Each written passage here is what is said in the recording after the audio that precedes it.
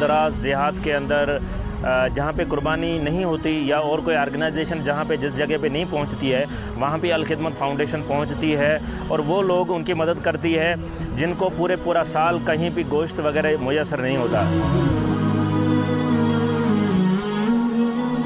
अल खिदमत के जो वॉलंटियर होते हैं, मुस्तकीन जो जिनको ईद पे गोश्त बिल्कुल नहीं मिल पाता, तो उनकी पहले सर्वे करते हैं, फिर उनकी लिस्टें बना लेते हैं कि उनको बाइज़्ज़त तरीके से अल खिदमत उनको घरों तक डोर बाय डोर हो, अच्छी तरीके से मोहब्बत से, प्यार से, इज़्ज़त से हम उनको गोश्त ईद का पहुँचाते हैं।